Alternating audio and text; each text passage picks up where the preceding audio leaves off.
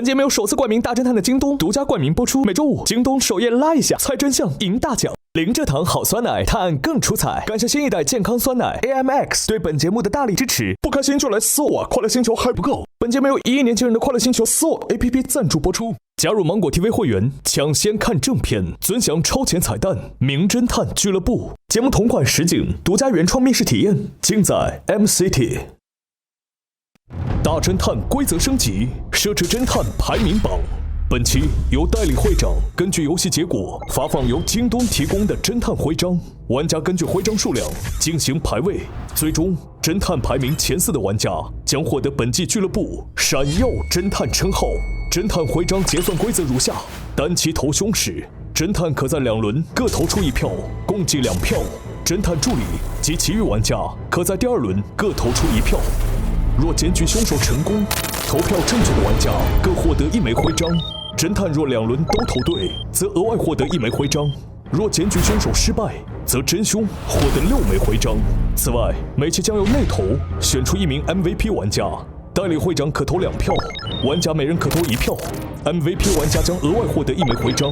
代理会长作为侦探排名发起人，拥有京东侦探徽章的发放权，不参与最终排名。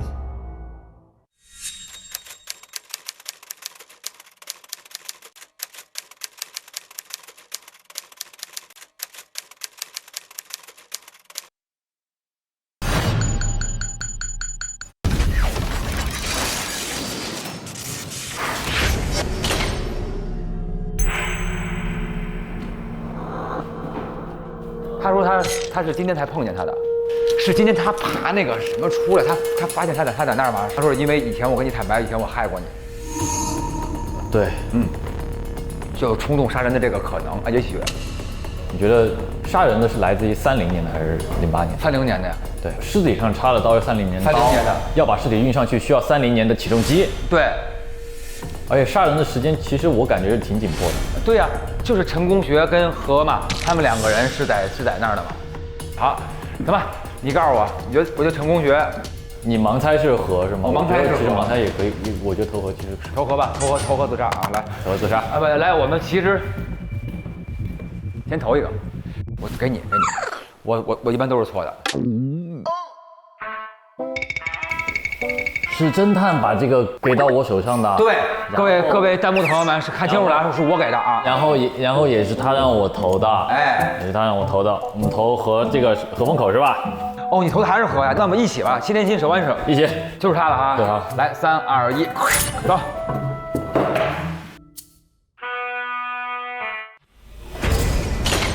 那进去吧。走。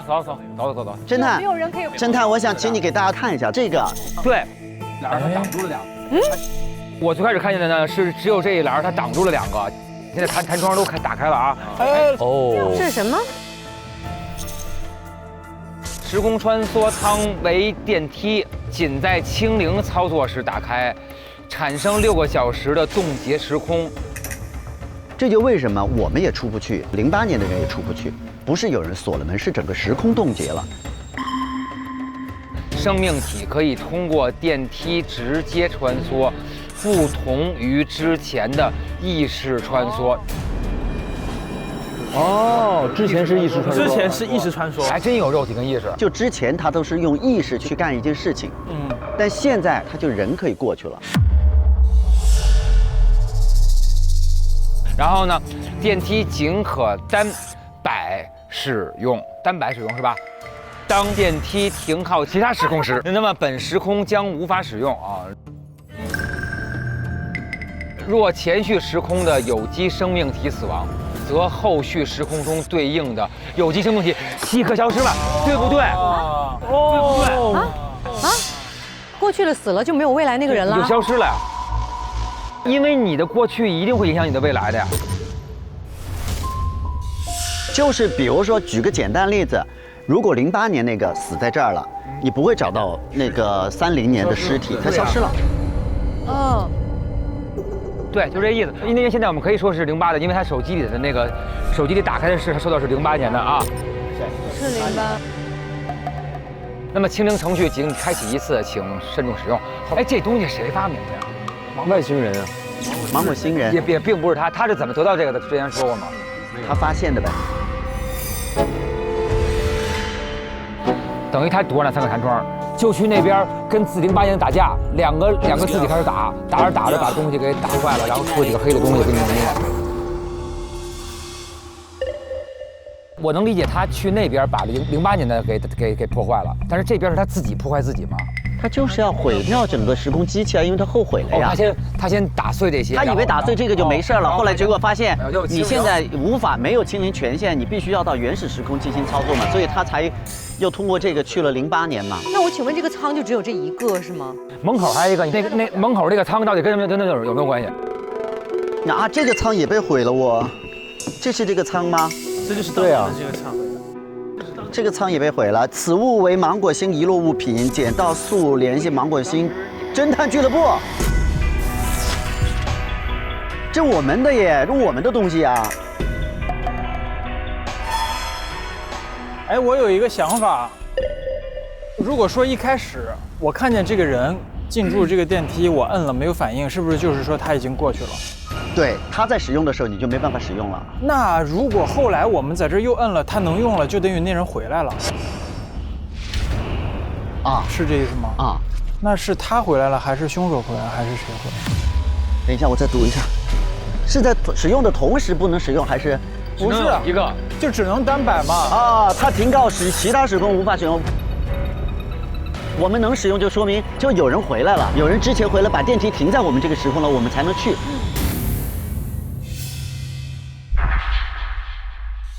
还有没有什么没找到的？空间。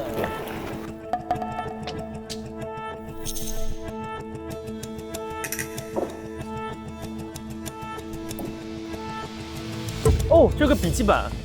啊？哦，这还有笔记本啊？哦，还有故事。哇！真工程。当初老婆因为救人意外死亡，痛苦了3个月后，我在2008年4月7号晚上意外发现了穿越机器。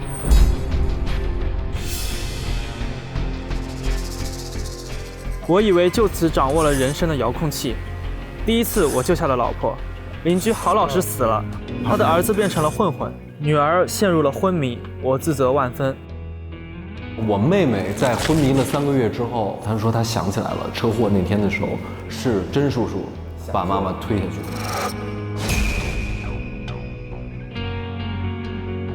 第二次，我跟老婆奋力救下了郝老师，我们俩受伤入院，没想到儿子在来医院看我们的时候出了车祸，当场死亡。为什么总不能圆满啊？杨女士跟真工程在你的这个故事里头是他们2个没事儿，对，儿子死了。第3次，我明白救郝老师会产生无法预估的后果，我只能选择救老婆，起码我们一家能好好在一起。为了减轻内疚，我和老婆收养了郝棒和郝好。陈同学妈妈随车坠入悬崖，妹妹重伤昏迷不醒。郝棒、郝好落户到真工程和杨护士一家，改名为真棒、真好。我们2个的信息点是一样的。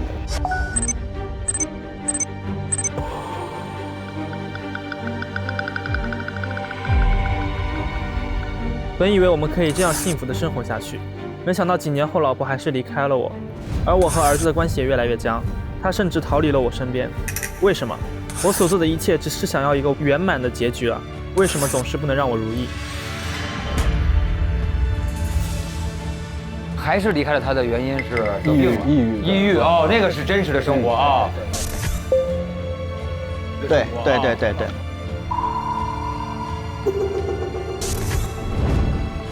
因为过去的每次穿越，我都是只能回到2008年1月15那一天，但我怎么做都不能圆满，所以我想跳过过程，直接看到结局。去看看我的选择是否正确。但我的机器没有试过往未来传送，我只能一直找流浪汉实验，却无法成功，而且还被真棒赶出了公司。我一无所有了。我联系亲儿子，他都再也不想认我这个父亲了，因为他无法原谅我所做的一切。我突然觉得自己做的一切很荒唐，我的改变没有任何的意义。我不想再试了。毁掉这个罪恶的机器吧。但是我得想办法回到公司6楼才行，我只能创造一场停电了。他创造了一场神殿啊，就是这意思。无了，好了。我们肯定有好多证据没有找到。来，我们先从小贾的屋开始吧。说的是小贾的是吗？这是小贾的空间啊，对，翻翻，假的。我们找找看。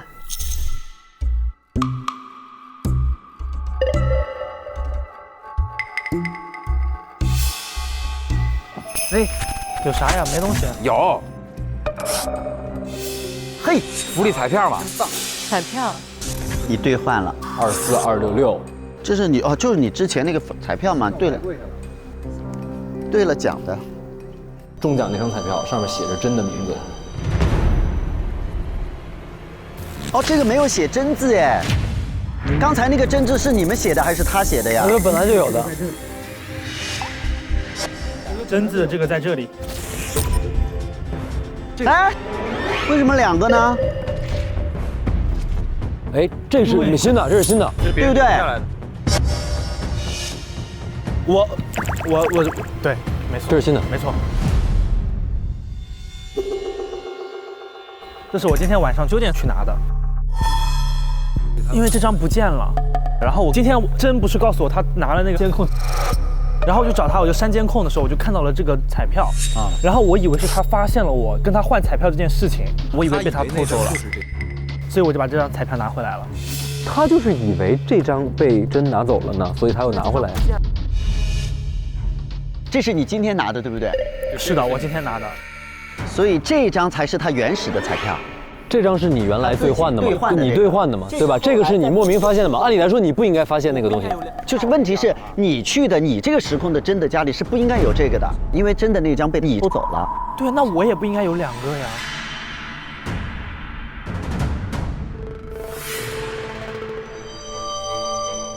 8点50的时候，就在我的房间的空气里面出现了一个不明的黑色物质。这是我今天晚上9点去拿的。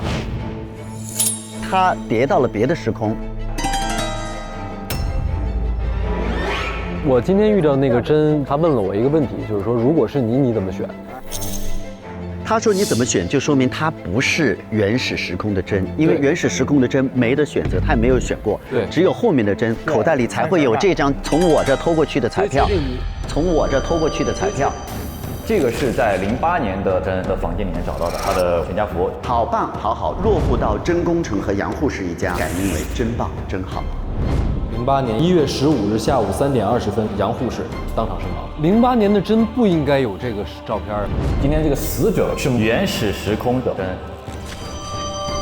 那这个真应该是陈和宇宙当中的真。对对。我们再找证据好不好？找啊！我觉得好精彩啊！我绝对的，越来越接近了。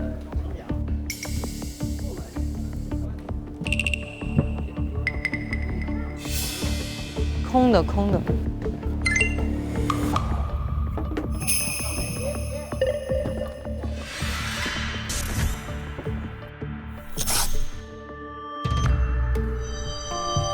甲就是世界上的另一个我。小贾，你房间号多少？603。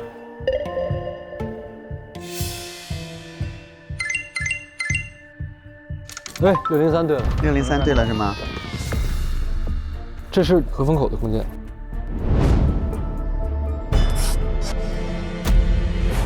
哦哦，有血，有血迹。嗯。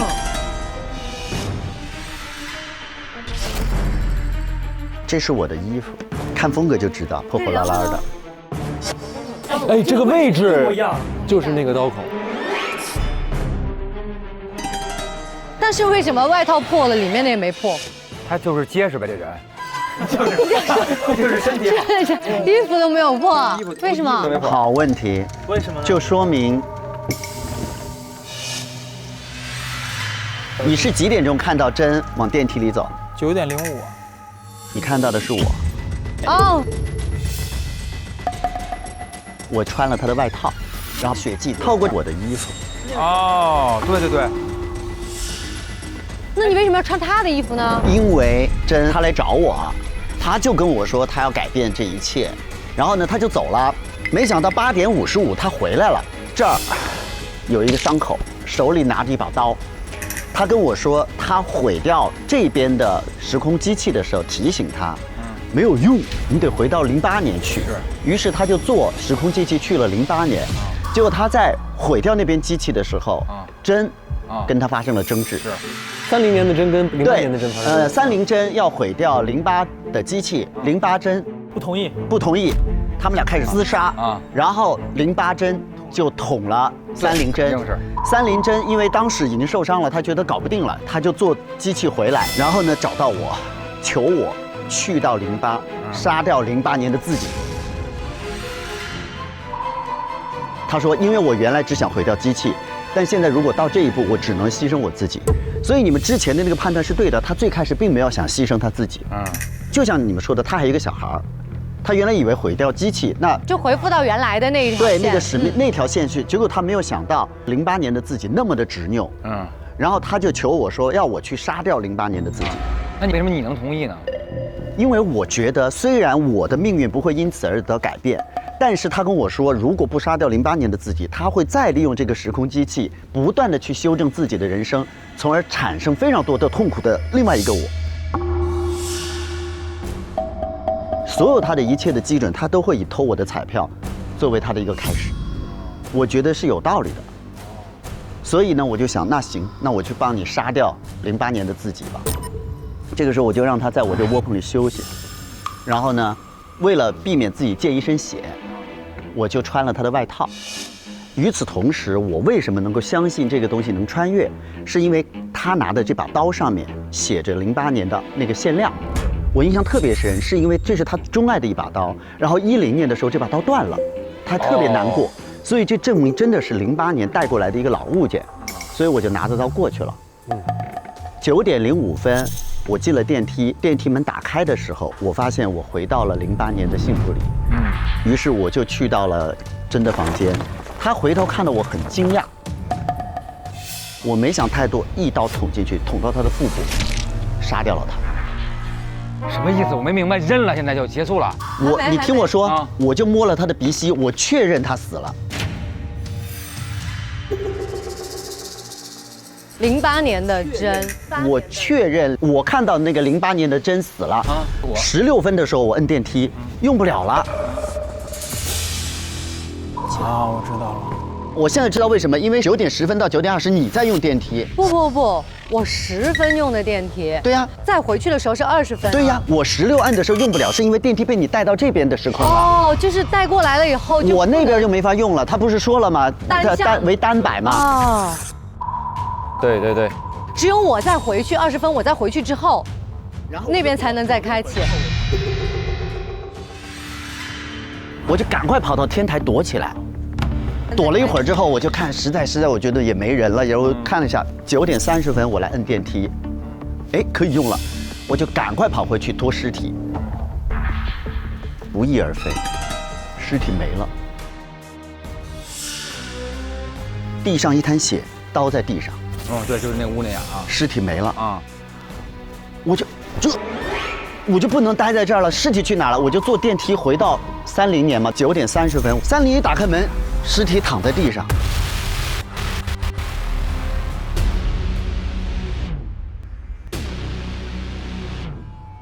就是因为他的样子呀，包括他那个腹部的位置啊，伤的位置都是那个，但他这又插了一把刀，又插一把刀，因为那把刀在现场，在08年的现场呀。哦，你杀08年的时候，他应该不穿着这个外套，对不对？外套还在我身上吗？对，外套在你身上啊。就之前真告诉我，只要我把这个尸体放到电梯的上面，现在这个冻结时空在6个小时之后就会不见了，就会消失。于是呢，我就是把这个衣服，因为这衣服不是真的嘛，放到我这不是也是个罪证嘛？所以你刚才那个问的特别好，如果是针本身的，它一扎，它不可能这件里面的衣服不破，所以我就给它裹到这个尸体上面，然后用这个升降机把它运到了电梯上面放好。然后把血迹擦一擦，弄好，都是你干的。我是等于遗失这件事情是我做的。然后当我回来的时候，我发现窝棚里的针，就30的针，就是他不是受了伤，在我这就消失了。我当时就在想，为什么我在那儿杀的，他怎么会出现在这儿呢？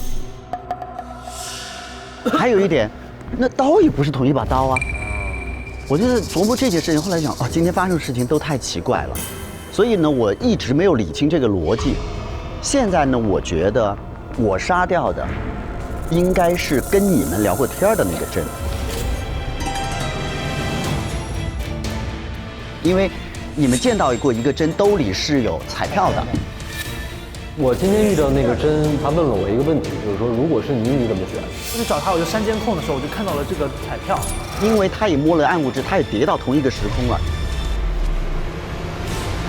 他时间线跟我是一样的，我杀掉的应该是这个。哦。所以呢，我杀完他之后呢，当原始时空的针被真正的凶手在这儿杀了之后，我那个针就消失了，因为比他后面的人，在其他旁线出现的，包括我今天窝棚里面这个针，都消失了。有道理，有道理。今天有3个针，你在那儿捅那个就是消失的那个，就是咱们叫它2针吧，本针、2针、30针吧。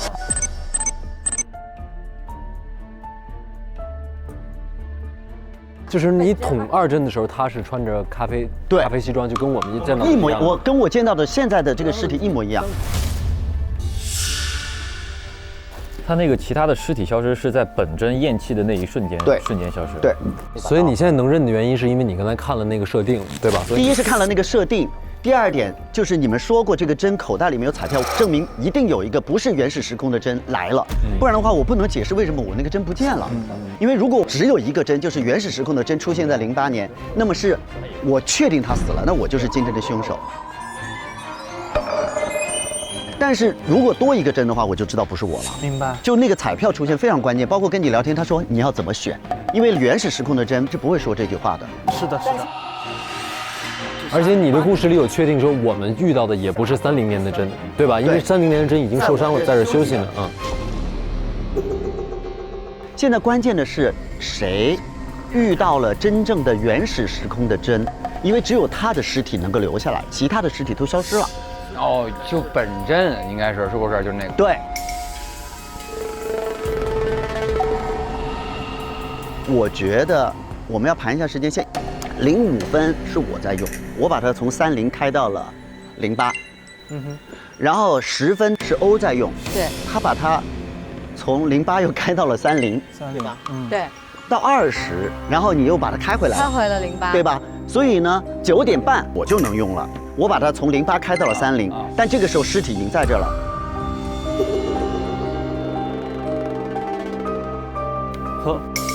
我们先确认一下尸体什么时候死的，就是本真是什么时候死的？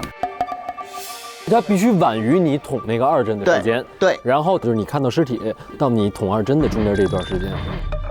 9点1刻杀掉了2针，本真是30，我下到下面的时候我在这边看到的，他已经到这儿来了。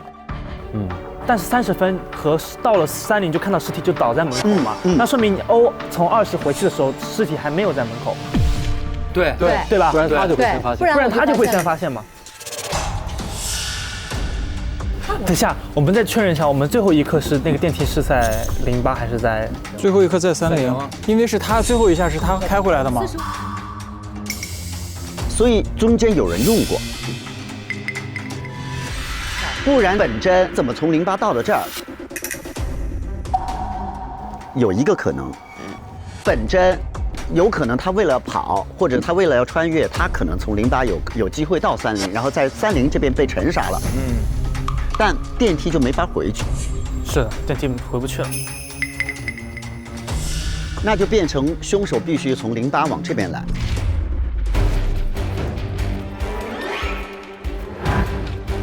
有一个点，其实你盘向08是正确的，就是你看到的尸体是放在那儿完全不设防的状态，居然运尸是你来完成的。就如果这个30年的人杀人的话，不会把这人撂在这儿，就还得另外一个人去替他收尸。只有08年的人过来是未知的。那就变成凶手必须从08往这边来。就20的时候，他从08到30完成了一个，我从08来，然后我杀掉之后，我还要回到08去，那就是凶手就是那3位了。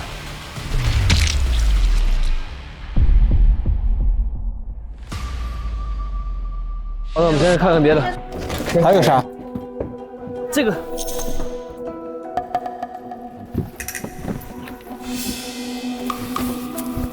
呀，纸壳儿哦，哦，把这个中间撕开，是不是里面还会有东西啊？这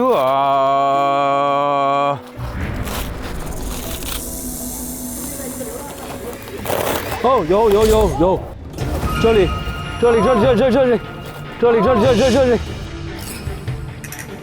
什么？哦还带血的信封。天哪！什么带血的信封？我不知道哎。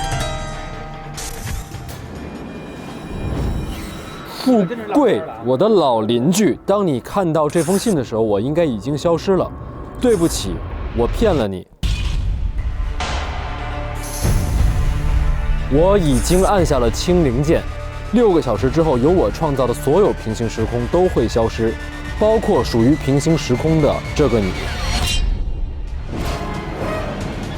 但是原始时空是永远不会消失的。我只能让你帮我杀掉自己，阻止原始时空的我启动穿越盲盒，不让一切再次开始循环。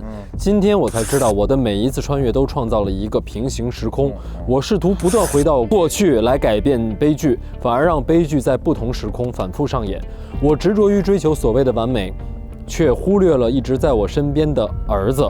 我经历了这么多次人生，现在最怀念的却是在幸福里的每一个平凡的一天。谢谢你，也对不起你，但我相信原始时空的你一定会创造出幸福的人生。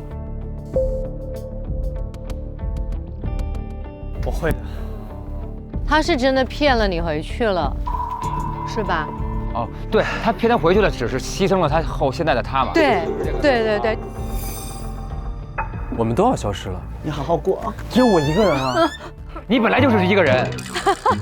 OK， 小何下班，拜拜。怎么回事？没了嘛？6个小时现在还没到呢。你还没有消失，但是他骗了他会消失这个点，你也会消失。我也会消失。但是你们原来的自己还都在啊。对，原始版本的自己就会出现，接着过自个儿的生活呀。对，好，走，集中讨论。迷思重重啊，非常的就是难以破解。然而，我现在觉得最大的一个谜团是在于我们两个为什么是赛车手，就是跟这个故事没有任何的关系。侦探，我知道为什么。因为帅。因为就是帅气。咱们画一下这个时间线左右摇摆是怎么个过程？好，我们第一次8点10分30帧从30摆到08。8点55，他又回来了。9点05，和过去。9点10分 O， 然后9点20 O， 9点30和9点40我们就出现了。9点16分的时候，我摁电梯，电梯失效。那会儿呢，就是因为是 O 在用，这是能够印证 O。9点10分把电梯开到了30。我躲到9点半钟的时候，发现电梯能用了。这时候我去带针，发现针已经消失了。然后我坐过来的时候，发现针已经出现在30的电梯口。也就是说，真正事发的时间应该是9点1刻到9点30。因为他如果死于9点1刻之前，我没办法杀掉2针，因为他如果在那之前就干掉2针，本身的2针就不存在了。对。还有2针是怎么来的？为什么会有3个针啊？暗物质就是等于是针破坏了08的时间空间站。这个时候，只要是在08年时间线的同一个位置的区域的人，只要接触到暗物质，它都会出现。你杀他的时候是在他的卧室。对。那当时啊，你为什么杀错？是因为本针当时应该是在1楼。所以本针和2针应该都在08年。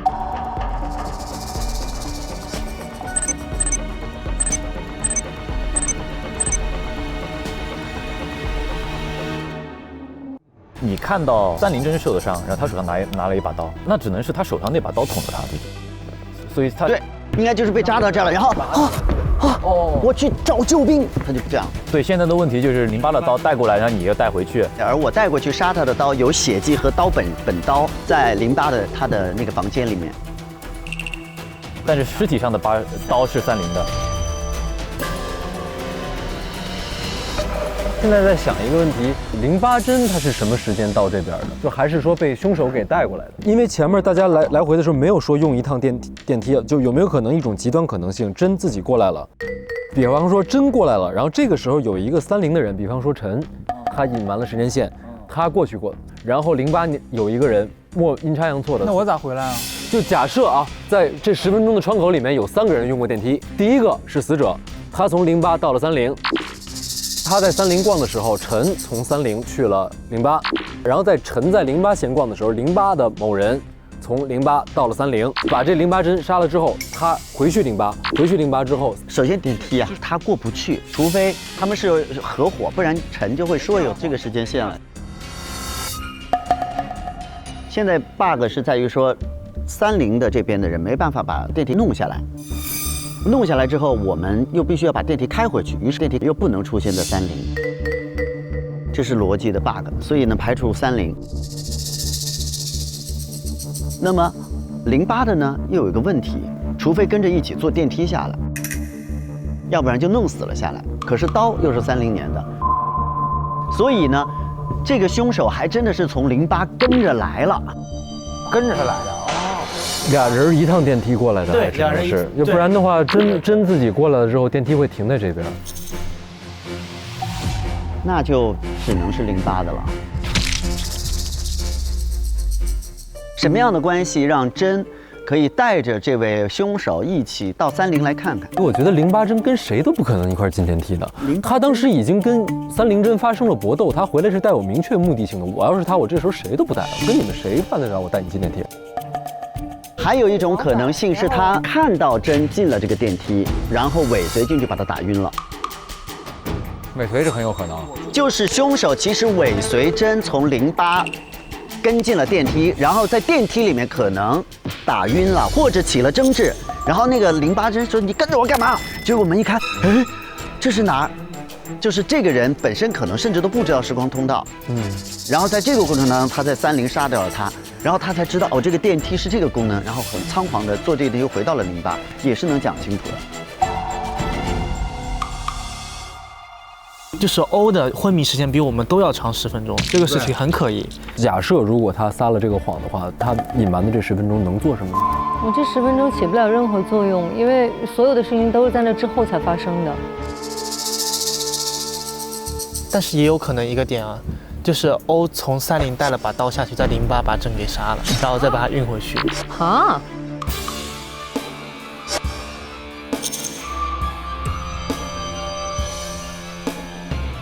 他有没有可能是08的时候把真打晕了？因为他一定要跟一个无意识的真一起坐电梯才行。但这里面就真的有可能是在20周，不然会就盘死他，就是他。我们俩的话就是刚才说的20到30期间，我们把人打晕，然后到30取刀再回去。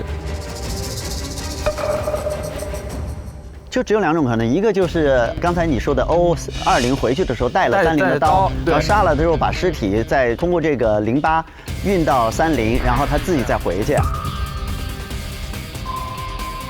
另外一个可能就是从08凶手呢跟真一起坐电梯回来，这种呢有一种可能，比如说把他打晕或者什么样的方式也有可能。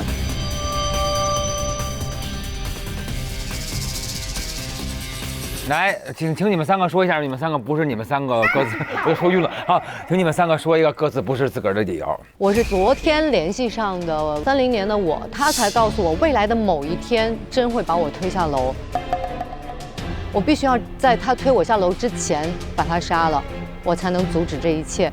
所以我的目的并没有那么明确，而且在今天就非得要杀了他，而且我今天根本就没有见过他。就唯一能有一点，就只有说我是08过来的。我去找他聊天，因为那个时候只是跟08真在天台问他一些事儿嘛。而我昨天我妹妹刚醒来，经历了长时间的昏迷，而我们现在是一个残破的家庭，我妹妹只有我了。我做一个计划不可能不考虑后路。而且在08本真的故事线里面死的是杨护士。对吧？不该我们是一个美满的家庭，我应该是好棒啊，好棒怎么突然变成杀马特了？这是一个异常的一个人。对，所以对他会有防备。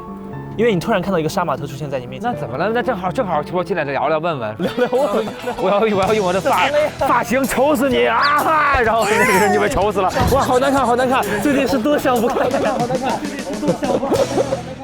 我来讲一下我的想法哈，我不知道确定他，但是我觉得我们两个太像了。首先，我们俩是完全不知道时空机器的存在的。然后第二个就是我们从来也没有去过30年代，还有第三个就是你坐一个你们家的电梯到了一个完全你不知道的地方，出来了之后发现完全不一样，你这个时候想着去杀人，我觉得太离谱了。有任何特别明显的标志会显示说这是一个时空穿越的过程吗？你比如说，如果我的注意力就在这个人身上，我可能到了一个跟我们家装修不太一样的地方，这个电梯开，我可能会觉得有点奇怪，但是我的目的就是我今天就是要干，我就是杀你。他其实就坐这个电梯来到了一个环境，我给他杀了，我赶紧离开，回到原来那儿，而且只有一个按钮能用。所以是不是知道这个机器能时空穿越，或者我要把这个人是杀在08年还是杀在30年，对于凶手来说没有那么重要，杀了他而已。他只是碰巧进了这个穿梭的时空的机器。哎，那就说他背对着这电梯门的话，他这手拿刀一捅，对，他就回去了，对，是吧？对，他就不需要看，他有可能都没有看到这边。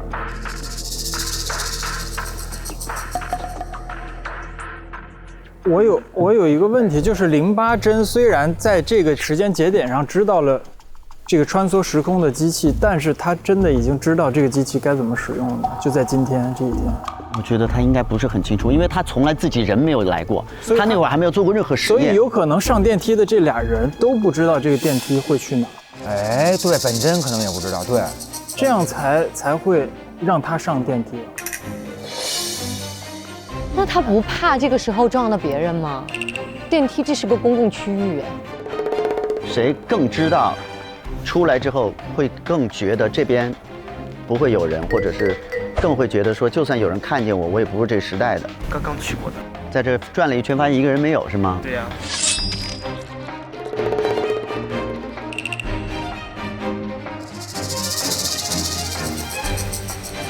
投吧，朋友们。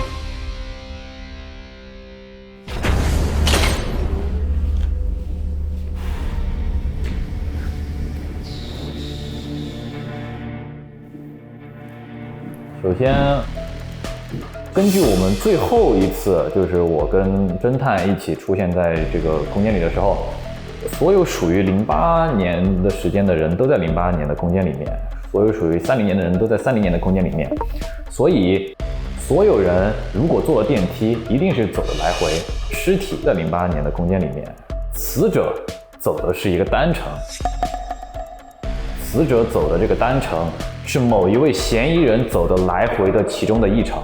单向电梯的这个机制排除了30年代人作案的可能性，那么嫌疑人就锁定在了张马特、假想和欧菲蝶3位身上。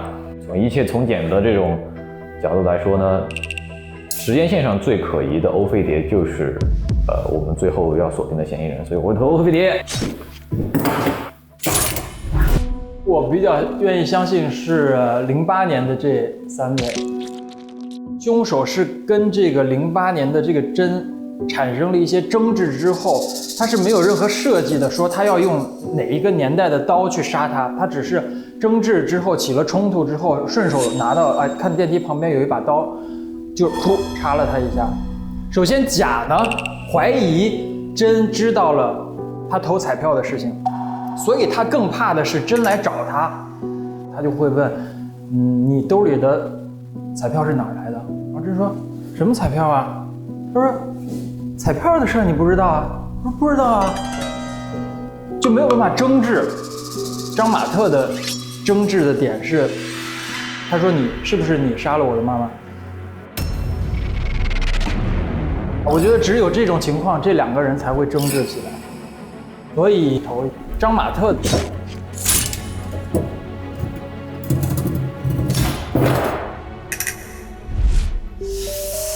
哎呀，这一期是有点难投啊。刚才讨论的时候也说了，基本上就锁定在了08年的我、假想还有欧飞碟3个人中间。无非就是2种可能，一种是欧飞碟在30年取了这把刀，然后回去杀死了08年的真；另外一种就是我或者假想其中的一个人尾随这个08真进了电梯。只有这2种情况能解释电梯是如何运作的。不太成立的是，无论是我还是假想，我觉得08真都不会带我们来到30年，那么也就不存在说有凶手尾随死者上电梯的这种可能性。从表面证据上来说，还是只能投给欧飞碟。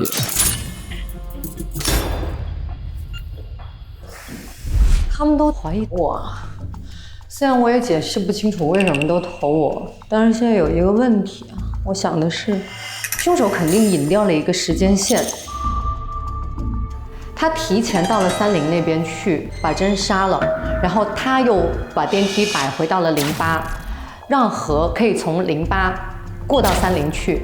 摆到30去以后，他发现真死在这儿，他以为是他杀的，他就把这个真放到了电梯上面，所以何前面都认了他做的这一切。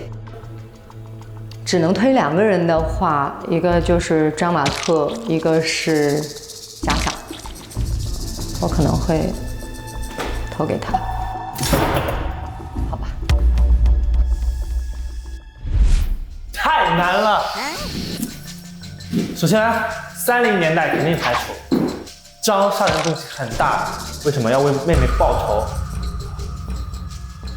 欧飞碟是为什么呢？欧飞碟的杀人动机是因为他要30年他被真推下了楼，所以他一定要干掉真。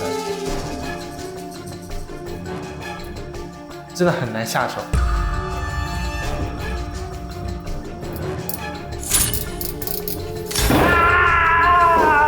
就这样吧。来一个不必要的帅气吧。更多的时候，本真是在跟这个凶手聊了一些什么，然后导致凶手起了杀机。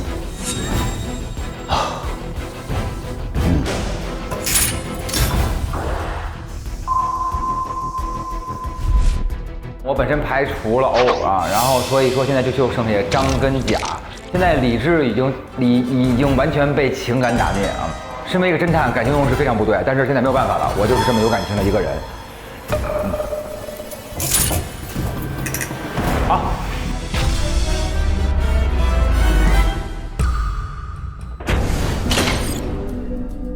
有一种不祥的预感，请宣布。互联网普法节目《大侦探》第7季第8案：时光里的访客中，谁是杀害真宫城的真凶呢？首先公布获得0票的安全玩家，就是他，他是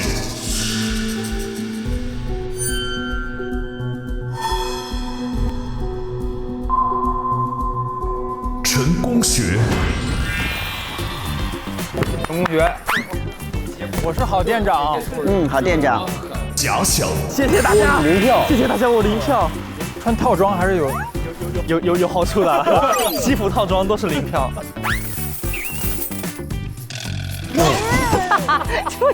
不知道哪里跟哪里，反正就挨上了就。获得1票的玩家有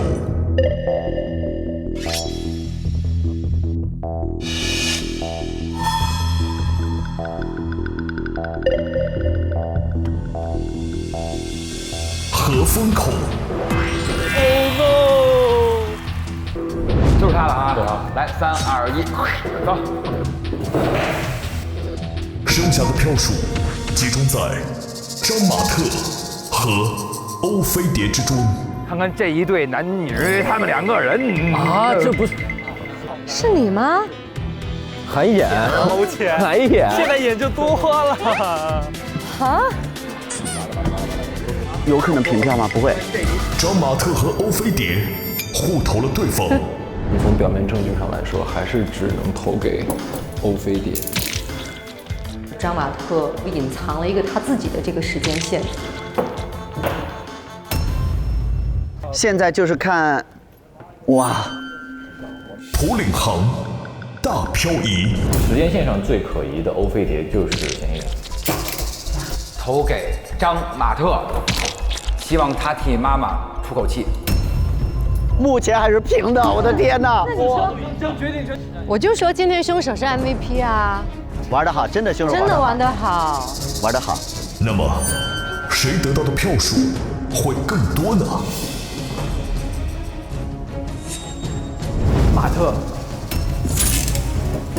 今天我来投给张马特。就是你啊，张马特。就这样吧。张马特5票，请进铁笼。哎呀，完了！笑红了。哎呀，看欧姐笑的脸上已经开花了，欧姐脸上已经开花了。你们2个人，欧姐脸上已经开花了。铁窗的泪。哎呀，紧张！太紧张了，来吧。张马特究竟是不是本案的凶手呢？让我从此辉煌起来！本案检举。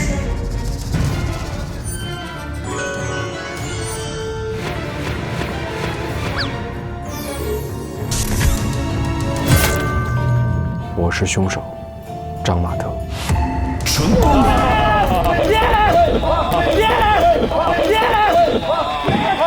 欧姐，我没有相信错人。Yes！ 哇，我怎么那么多票啊？我以为你会投小贾。但你玩得很好哎。因为我觉得我自己最后2考的时候，我都没有想明白我是怎么做到的。对啊，你隐藏了哪个时间？对啊，我有隐藏时间。他有隐藏，肯定有。但是我到2考的到很后面，我才想明白我自己是怎么做到的。因为我知道的信息里面，我都不太想得清楚我是怎么做到的。你是盲玩的是吗？不是盲玩，不只是就是那个电梯，我确实不知道为什么我那个时间能过去。9点16的时候，我过去了，而且我完全不知道穿，我过去之后就莫名其妙一个空间，然后我在那儿就跟真吵起来了。后来我想通了，你知道是因为什么吗？因为什么？除了2真之外，还有一个能消失的人。哎呦，我鸡皮疙瘩起来了。谁啊？30真。对，这30真消失了。哦，他跑来了。他过来了，所以我过去的时候能乘电梯。我懂了。30真把电梯从30带到了08，然后在08再次消失，于是08的他到了30。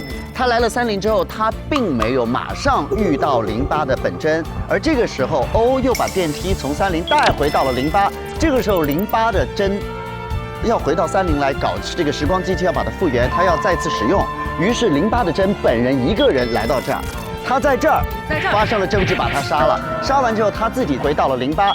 他自己在做，对，等于中间有2次电梯的摆动是我们刚才没盘出来的，一次是30真把电梯带到08，导致了我的过来，还有一次是08真自己坐电梯过来。太棒了，这个太棒了，漂亮了这个。所以你为啥要杀呢？我在争执的时候，他对我起杀心了。因为他知道他会阻拦他再使用时间机器来救他的太太，所以他跟他争执起来、打斗起来，他才会杀掉他。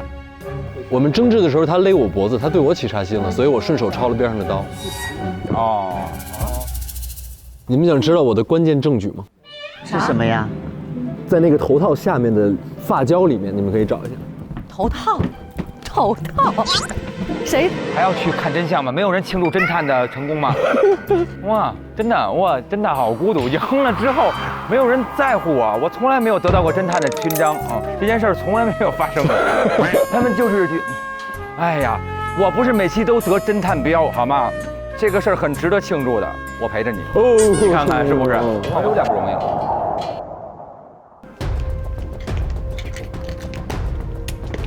什么？这了。U 盘，他把 U 盘拿回来了。哦，这个 U 盘，这是30年2月1号的 U 盘。不，这就是一个普通的 U 盘。我就看到那是插了个 U 盘，我就觉得这玩意儿挺好看的，我就带上去，就是为了证明我来过30年。挺好看啊！这可以。哎呀，精彩！精彩！京东好物来加码，破案神速又潇洒。有请侦探助理送上京东为大家提供的侦探徽章，请带领会长和侦探为大家进行徽章结算。怎么回事啊？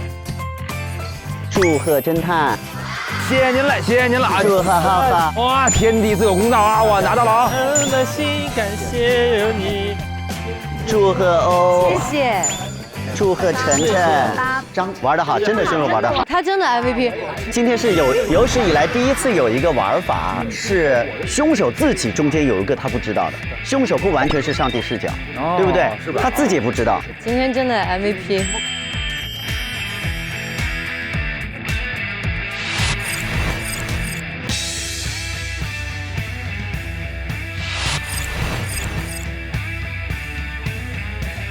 好吧，祝大家的人生没有遗憾，不用重来。真的。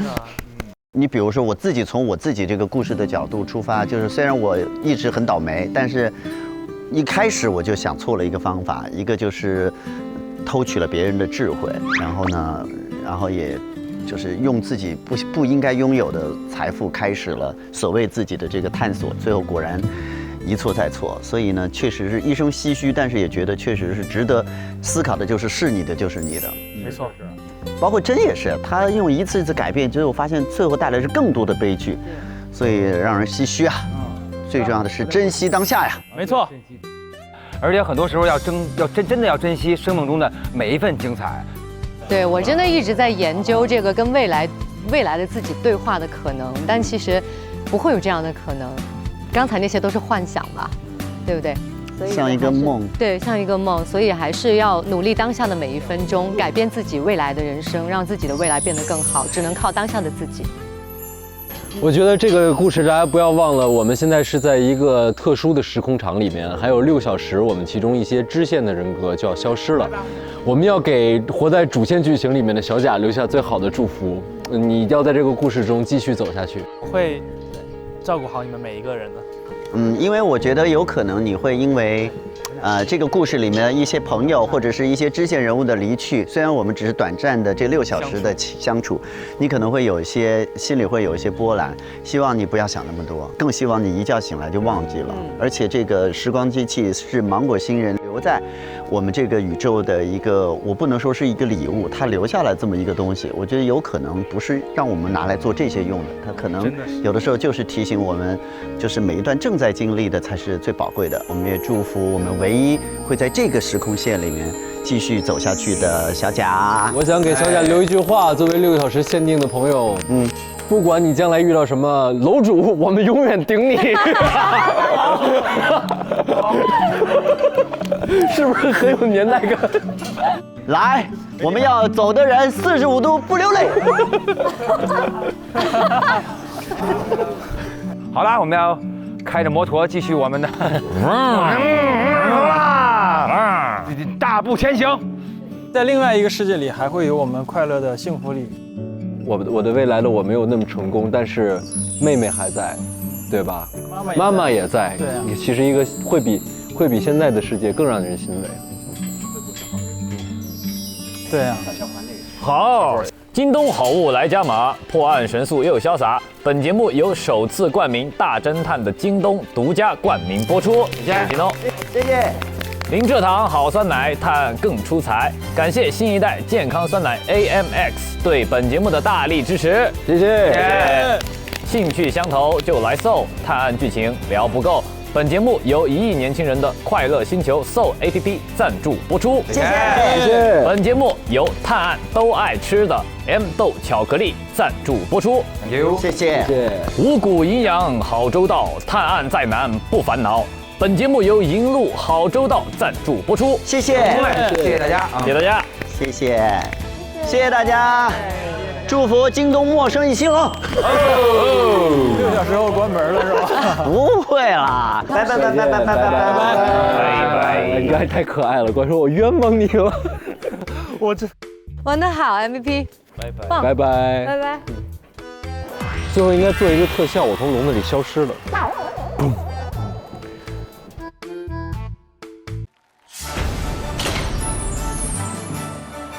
大白白真相，欢迎来到大侦探合议庭，我是侦探助理小齐齐思军。那接下来几期的合议庭可能会和大家以往看到的不太一样，为了遵守疫情防疫的安全需要，所以接下来几期我们会通过网上连线的方式，与我们在北京、上海的各位嘉宾共同来连线，继续来探讨更多的法律科普的相关知识。所以让我们继续欢迎在北京和我们连线的最高人民法院的郭慧法官。大家好。同样欢迎我们的新朋友张若瑶法官，欢迎您。大家好。欢迎沈一斐教授。大家好。欢迎各位啊！虽然咱们3地连线，但是呢，我相信对于我们法律的科普知识、案件的探讨，一定不会受到影响。今天我们这个案件有一点特殊啊，它是通过一个架空的故事设定的平行人生，对人生如果能够重来，是否会更加幸福发出了追问。这也是很多人经常会幻想的一件事情啊。人生不能重演，时间不可复制，是我们得到的答案。在这个案件当中呢，幸福里居民楼里的故事，真宫城因为偶然发现了时空穿越的秘密，多次往返过去和未来，做了很多损人且利己的事情。虽然这些事情和以往案件中的故事不太一样，许多甚至谈不上犯罪，但是是否涉嫌违法？今天我们的合议庭就要和大家一起来聊聊违法与犯罪之间的话题，包括邻里关系啊、家庭关系对于我们在社会上的生活有怎样的意义。合议庭通过对案件和角色的探讨，为大家进一步来科普相关的法律知识，以案析法，与法同行。合议庭第8案现在开庭。通过故事我们可以看到，居民楼平凡的一天发生了一起离奇的案件。电梯里走出来了22年之后的人，接着在电梯顶层发现了真宫城的尸体。通过大家推理得出，凶手就是张马特。所以我们还是要先请各位法官对于张马特的行为该如何进行定罪，给出一个量刑的建议。好的，最后导致这个张马特杀死真宫城死亡的那么动因呢，是因为张马特母亲的死和真宫城是可以说是负有不可推卸的责任的。那么是基于这样的这么一种仇恨的心理，或者说基于这么的一个原因，张马特看到真宫城以后呢，一言不合，双方就扭打在一起。最后呢，在扭打的过程中，张马特在被真宫城从背后勒住脖子的情况下，随手拿起了身边的一把刀刺死了真宫城，最后导致真宫城的死亡。从行为的方式和后果来看，似乎张马特的行为和我们刑法第20条所规定的正当防卫具有相似性。很多观众朋友就认为，这好像是正当防卫啊。但是大家要知道在正当防卫呢，它是为了是国家公共利益、本人或者他人的人身、财产或者其他合法权益免受正在发生的不法侵害，而采取的制止不法侵害的行为，那么对不法侵害者的人身财产造成了损害的话，那么这种情况下呢，是可以认定为正当防卫。那么正当防卫者呢，是不用负刑事责任。但是从某种程度上来看真宫城反而具有这个一定的防卫的一个性质。双方打斗的过程中，张马特呢又随手拿起身边的刀，刺死了这个真宫城。那么显然呢，综合来评判呢，显然这是属于在相互斗殴过程中，张马特实施了那么一个故意杀人的行为。那么他的行为呢，显然触犯了我们国家刑法第232条的规定，那么构成了故意杀人罪。当然了，我们如果再具体来区分他的刑事责任，我们来认定事情毕竟是事出有因嘛，因为张马特母亲的死和真宫城可以说是负有不可推卸的责任。而且呢，张马特也没有提前准备凶器，他是在打斗的过程中随手拿起了身边的刀，给刺死了这个真宫城。那么综合来评判呢，我们认为这也是可以作为一个在量刑的时候予以从宽考虑的这么一些因素以上呢就是对这个张马特行为性质的一个分析。但在这其中其实有一个细节我也注意到，就是真宫城前去谋杀当年的自己的时候，发生了一段打斗，在未遂受伤后返回到了河风口处寻求帮助。河风口呢听信了真宫城的话后，前去杀掉了另一个空间当中的真宫城。那这两个人呢，他们的行为又该怎样去量刑呢？我们这个故事里面呢是架构了一个这种穿越时空、一个平行时空的概念。那么就是在现在的真宫城和当年的真宫城，它存在在两个时空中。这样一个条件设定的前提下呢，我们应该认为这两个人呢，他们是两个独立的个体，那么他们的生命权呢，都是应该受到法律保护的。那真宫城穿越到过去，想要杀害过去的自己，但是呢没有成功，因为他意志以外的原因没有成功。那他这个行为呢，首先是构成故意杀人罪，但是呢应该认定为犯罪未遂。那么比照犯罪既遂呢，可以从轻或者减轻处罚。之后呢，真宫城又去指使这个河风口去再次杀害当年的真宫城，并且呢把这个真宫城杀死了。那么这个呢就构成故意杀人既遂。真宫城和河风口两个人呢成立共同故意杀人的共同犯罪。在共同犯罪中呢，真宫城是提起犯意者，是这种教唆指使的这样一个角色，而河风口呢他是具体实施了故意杀人行为。所以在共同犯罪中呢，两个人都构成主犯，那么呢，都应该按照我国刑法第232条以故意杀人罪来定罪处罚。但是如果说我们单纯的是自杀行为，那么自杀行为在我国呢，现在不构成违法行为。但是如果自杀行为它会产生一些危害社会或者危害他人的后果，我们举个比较极端的例子，比如说他的自杀行为危害到了其他人，但是他自己本身没有死，比如说他跳楼的时候砸到了其他人，导致呢其他人的死亡，那么他对他自己的行为应当还要承担相应的法律后果。但是呢，单纯自杀行为本身是不构成犯罪，也不构成违法的。我其实在这里很想补充一下关于自杀，我们做社会学的研究发现，很多自杀的群体，你把他救下来了以后，他后面其实一旦认知调整，他是过得可以很幸福的。即使他写了遗书，都不代表他做好了自杀的决定，他有可能在最后一刻是有反悔的。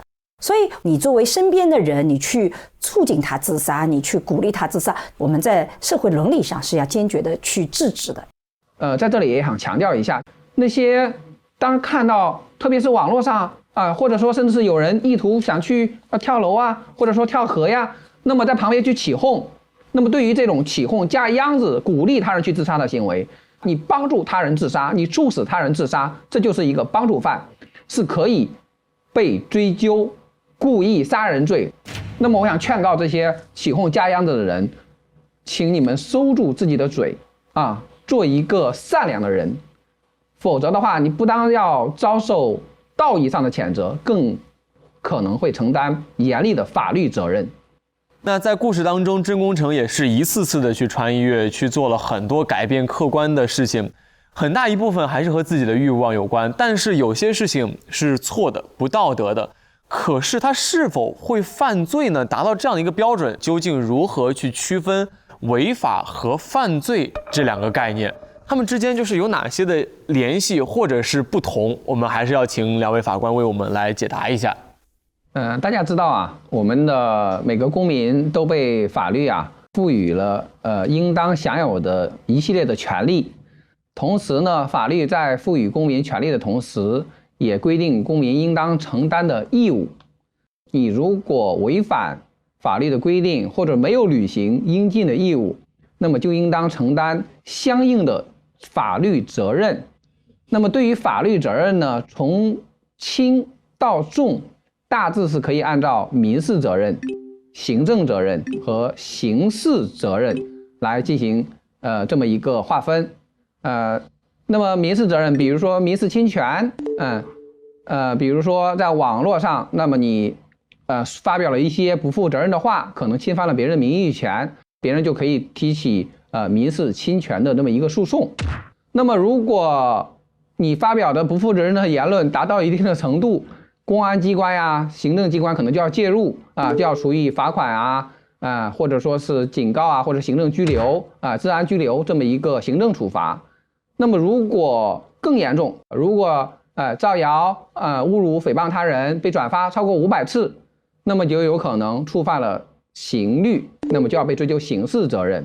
它因为是对于公民人身财产、资格，甚至是生命的这么一个剥夺，可以说是最严厉的一种法律责任。那么你比如说就本案而言，张马特和曾功成两个人那么相互斗殴，如果只是两个人拳脚相加，如果只是互相造成了轻微伤，那么有可能是只是触犯了治安管理处罚法。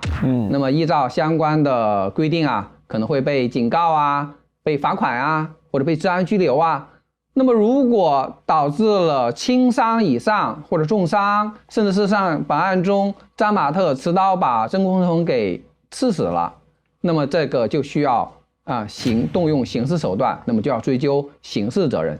明白。其实郭法官告诉我们，像民法的这样的，你在无意中或者有的时候你会违反一些法律的规定，但它没有上升到刑事或者行政这一个层面，它就不算犯罪行为。是的，是的，实际上就是我们不是说犯罪一定是违法，但是违法不一定就构成犯罪。我们可以把犯罪理解为严重的违法大概就是需要动用刑事制裁，要追究刑事责任才叫犯罪。明白了。那我们既然知道了两者各自的定义和区分之后，那我们就拿本次案件当中的一些行为，我们看一看它是构成了违法还是构成了犯罪。您比如说一开始的时候故意把假想灌醉，趁其喝醉呢，偷偷和他交换了彩票，使他自己成为了千万富翁，这样的一个行为，它属于哪一种呢？他的这个行为啊，显然是一种这种秘密窃取他人财物的这种行为。我们从行为性质上判断，他偷100块钱和偷1万块钱，他都是盗窃行为。但是呢，只有达到我国刑法规定的他的这样的入罪标准，才能够认定为犯罪行为。根据我国刑法第264条的规定呢，就是盗窃他人财物，或者是说有一些其他情节，比如多次盗窃、入室盗窃、携带凶器盗窃或者扒窃，这些情况呢就构成盗窃罪。那本案中呢，它这个盗窃彩票，它是这个彩票对应的这个它能够得到的奖金数额是已经达到了我刑法规定的数额，特别巨大，所以呢，它这行为构成盗窃罪，而且呢，根据刑法规定，应该是在10年以上有期徒刑来量刑。那如果像后面他又偷偷派人窃取了假想的商业计划书，然后稍加改造之后，自己又赚了一大笔钱，那他这个是不是也和您刚刚说的也会触犯刑法的某些条例呢？对，我国刑法第219条规定了侵犯商业秘密罪，就是侵犯他人商业秘密，然后情节严重的呢，就可以构成这个犯罪。那么本案中呢，他这个窃取了商业计划书之后呢，就是说自己呢赚了一大笔这个非法的违法所得。根据他这个违法所得数额呢，我们认为已经可以构成这种情节特别严重的情形，所以呢，可以是在3年以上10年以下有期徒刑来定罪量刑。你比如说，在这个案件当中还出现一个事情，就是曾功成明知道公园接下来会发生凶杀案，为了除掉好好，就诱导他去公园，最终导致了他被歹徒所杀害。像这样的一个诱导的行为，他又会触犯到比如说是违法还是犯罪的边界呢？那么这种情况啊，显然属于一种典型的借刀杀人的那么一个行为，而且是动机卑劣，后果极其严重，又导致了一个无辜女孩的这么一个死亡。所以说他的行为显然已经触犯了我国刑法中最严厉的罪名之一——故意杀人罪。那么应当被判处死刑或者无期徒刑。经过3位老师的分析，其实我们总结出来，第一，珍视自己的生命永远是一个非常非常重要的前提；第二，是要把别人的生命看作和自己生命是同样宝贵的，无论是在任何的情况下，你是否与这个人相识相认，你都要同样把生命放在一个非常非常宝贵的地位上，千万不要去轻视它。那再次谢谢3位老师刚刚围绕这个话题给我们产生的一系列的分享，也是我们其实很希望能够传达的一些价值观念。那同时我还是想聊回这个案件当中来，在这个故事当中，大家生活在这个幸福里，其实是一个很快乐幸福的生活环境，包括曾功成之前和假想成为好朋友，大家邻里之间可以一起来聚会喝酒聊天，年夜饭也能够互相喊上彼此，还能帮助介绍工作，大家彼此之间的往来会让人很亲近。这好像和我们现在的邻里关系或者生活关系有一些不同啊，因为现在大家在都市当中的生活，很多时候邻里关系变得有一些疏远了。您怎么来看待这样的一种变化呢？我自己是觉得，我们以前一直有句话，就说远亲不如近邻啊。以前我们的居住环境其实都是在一个院子里的，包括我自己小的时候的成长，都是得到了邻里的照顾，所以那个其实是中国的集体文化里非常宝贵的一块。一个社会学的学者费孝通先生说，我们是个差序格局，以你为中心，你是一圈一圈根据亲缘关系、血缘关系的远近连接在一起的，这其实是我们非常好的社会支持体系。那么随着这几年社会的发展，你会发现我们由于这种建筑的改变，我们不再有公共的空间，其实这些亲邻这些就变得越来越少了。所以其实在现代人，如果你想走出这种孤独，你希望能够跟社会更多的链接，我是特别鼓励大家能够走出这个空间，能够跟邻里去处理好非常好的关系。那我们这几年在各个城市都在做社区建设，这其实是新型的邻里的概念。包括疫情期间啊，我们整个社区现在变得联系特别的多，我们一幢楼里面都开始建这个微信群啊，这个其实也是一种新的邻里关系。所以我们也很期待啊，很多的人一起来创造，说我们怎么创造新的社区文化，这样子把我们过去好的邻里文化能够发扬光大，继续传递下去。尤其在疫情里，你会发现邻里的支持，一个社区的功能是非常非常重要的。谢谢沈老师的分享。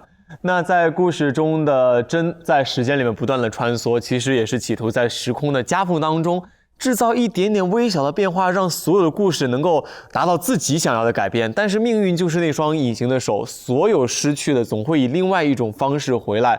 真宫城极力避免的一种结局呢，却迎来了其他的厄运。所以不得不说，幻境再美终是梦，珍惜眼前始为真。我们也希望屏幕前的每个人都能够把握当下，感受最真实的幸福。如果幸福暂时还没有来找你，不用心急啊，在自己的道路上慢慢往前走，总有一天幸福会自己来敲门的。那再次谢谢3位老师带给我们的本次的分享，谢谢各位，我们下期节目再见。再见，再见。大侦探7联合最高人民法院、微博共同发起大侦探全民普法课堂主题活动，诚邀网友一起分享、讨论节目中的法律知识以及日常生活中容易忽略的法律常识，推动全民普法教育。活动规则：上微博带话题“大侦探全民普法课堂”，大侦探发布相关视频、图片、文字，分享日常生活中容易忽略的法律常识，或观看大侦探合议庭特别节目的观后感，即为成功参与。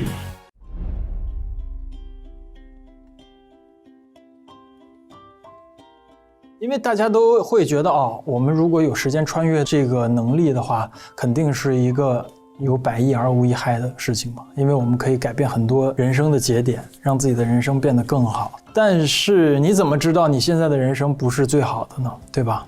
一切都有可能吗？我觉得我的生命当中确实有做错一些事情，然后我也有很多的错过，或者说运气没有那么好，但是我觉得一步一步也都是自己的选择，所以你要说遗憾或者是有什么后悔的，确实也自己没脸说啊，因为每一步都是自己选的。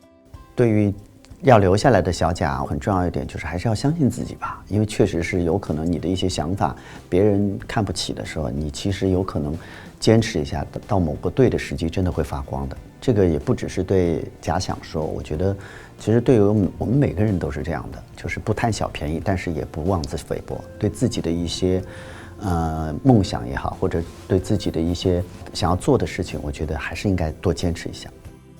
我觉得它特别有意思，就是在于我们每次总觉得，如果过去我们如果不那么去做，也许就能变得更好。但是大家从来没有想过，也许你今天的坚强跟今天的好，就是因为来自过去的那个不好，因为你战胜了过去的痛苦，你战胜了过去的那些不堪的事情，痛不欲生才能脱胎换骨啊。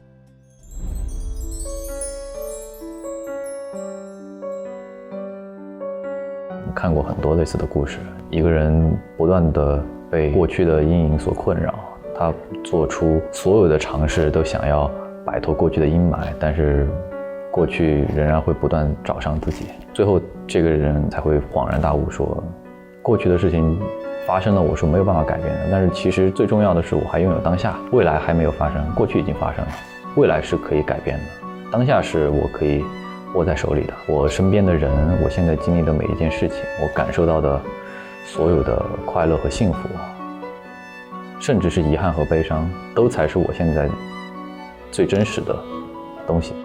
一定要享受当下，就是你虽然有些时候人很多都会幻想，我也有幻想过穿越回去改变结果会不会更好，但有可能换来的就是更差的结果。有些磨难是避免不了的，好好的享受它，然后好好的做好自己，享受当下就好。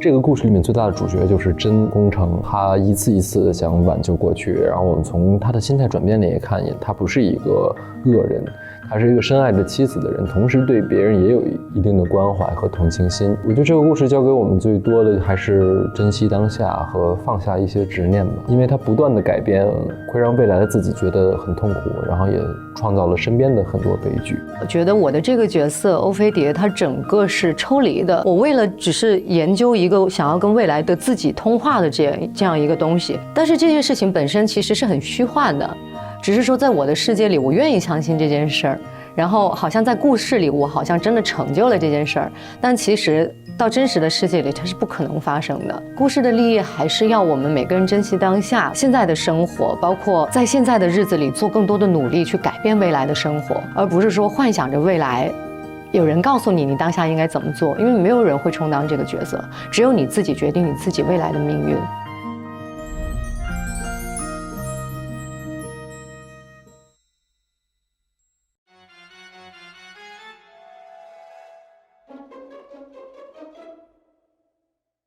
更多精彩内容尽在新浪娱乐微博综艺、新浪综艺。关注微博官方账号大侦探官微，查收节目超多高能瞬间。上微博搜索节目大侦探话题页，参与更多精彩互动。感谢首席合作媒体新浪娱乐、微博综艺、新浪综艺。首席合作新闻媒体新浪新闻，战略移动资讯平台网易新闻、网易娱乐、网易谈新社，短视频互动平台抖音，深度知识合作平台秒懂百科，世界如此简单，短视频合作平台快手，新闻客户端合作一点资讯、Zaker、澎湃新闻。案情看不够，上 QQ 阅读探索更多悬疑小说。感谢特别合作探探、百度输入法、WiFi 万能钥匙、达达快送、智行、百度网盘、网易有道词典、虎牙直播、YY 直播、智联招聘。